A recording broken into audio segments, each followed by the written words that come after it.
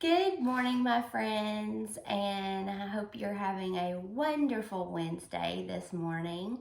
I also hope that you had fun listening to chapter 1 in Charlotte's Web yesterday. I love this book and I hope you're enjoying it as much as I am. Today, when I'm reading, I want you to be thinking of the characters in this chapter. Remember, our characters are either the people or animals. Sometimes it can even be objects that are in our stories. So be thinking of the characters in our story today and Class Dojo me some of our characters that are in this book so far. Today's chapter is titled Wilbur. Is Wilbur one of our characters? Ding, ding, ding, ding, ding. Yes, you're right. Wilbur is one of our characters. But try to give me a little bit more than just Wilbur, because I know you can, and I know there are more characters than just Wilbur. All right, excuse me.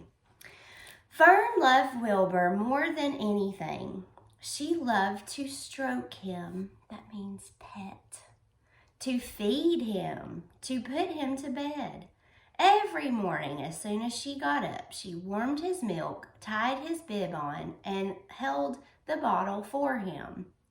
Every afternoon, when the school bus stopped in front of her house, she jumped out and ran to the kitchen to fix another bottle for him. She fed him again at supper time and again just before going to bed. Mrs. Arable gave him a feeding around noontime each day when Fern was away in school. Wilbur loved his milk, and he was never happier than when Fern was warming up a bottle for him. He would stand and gaze up at her with adoring eyes. For the first few days of his life, Wilbur was allowed to live in a box near the stove in the kitchen. Then, when Mrs. Arable complained, he was moved to a bigger box in the woodshed. At 2 weeks of age, he was moved outdoors. It was apple blossom time and the days were getting warmer. Mr. Arable fixed a small yard especially for Wilbur under an apple tree and gave him a large wooden box full of straw with a doorway cut in it so he could walk in and out as he pleased. "Won't it be cold at night?" asked Fern. "No," said her father. "You watch and see what he does." Carrying a bottle of milk, Fern sat down under the apple tree inside the yard. Wilbur ran to her, and she held the bottle for him while he sucked.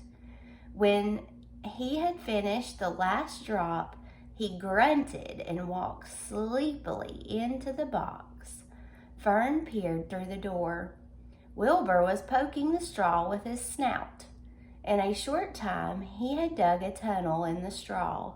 He crawled into the tunnel and disappeared from sight, completely covered with straw.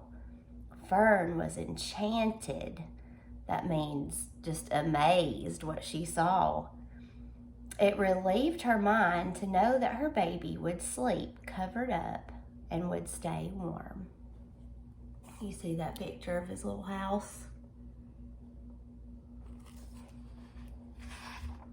Every morning after breakfast, Wilbur walked out to the road with Fern and waited with her till the bus came. She would wave goodbye to him and he would stand and watch the bus until it vanished around a turn. While Fern was in school, Wilbur was shut up inside his yard. But as soon as she got home in the afternoon, she would take him out and he would follow her around the place. If she went into the house, Wilbur went too. If she went upstairs, Wilbur would wait at the bottom step until she came down again. If she took her doll for a walk in the doll carriage, Wilbur followed along. Sometimes on these journeys, Wilbur would get tired and Fern would pick him up and put him in the carriage alongside the doll. He liked this. And if he was very tired, He would close his eyes and go to sleep under the doll's blanket. He looked cute when his eyes were closed because his lashes were so long. The doll would close her eyes too, and Fern would wheel the carriage very slowly and smoothly so as not to wake her infants.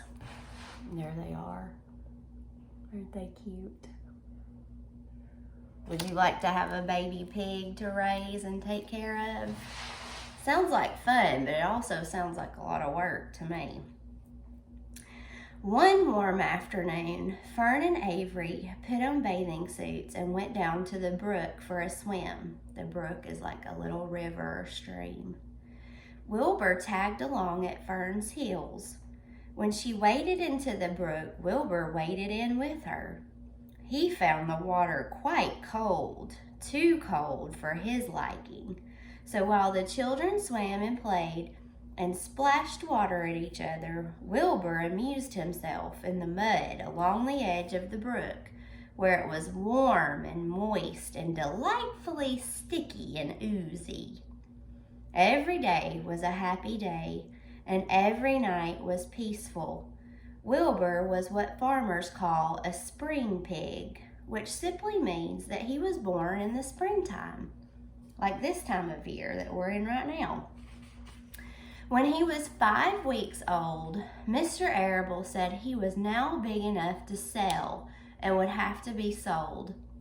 Fern broke down and wept. She cried so hard. But her father was firm about it. He meant it. He wasn't messing around. Wilbur's appetite had increased. He was beginning to eat scraps of food in addition to milk. Mr. Arable was not willing to provide for him any longer. He had already sold Wilbur's 10 brothers and sisters. "He's got to go, Fern," he said. "You have had your fun raising a baby pig, but Wilbur is not a baby any longer, and he has got to be sold." "Call up the Zuckermans," suggested Mrs. Arable to Fern. "Your Uncle Homer sometimes raises a pig, and if Wilbur goes there to live, you can walk down the road and visit him as often as you'd like." "How much money should I ask for him?" Fern wanted to know. "Well," said her father, "he's a runt. Tell your Uncle Homer you've got a pig you'll sell for $6 and see what he says." It was soon arranged. Fern phoned and got her Aunt Edith, and her Aunt Edith hollered for Uncle Homer, and Uncle Homer came in from the barn and talked to Fern. When he heard that the price was only $6, he said he would buy the pig. Next day, Wilbur was taken from his home under the apple tree and went to live in a manure pile in the cellar of Zuckerman's barn. Poor Wilbur. I'm going to let your parents explain what a manure pile is. And I hope you guys have a wonderful day. Please make sure that you're checking Class Dojo on all of our class updates. I love and miss you guys. Mwah.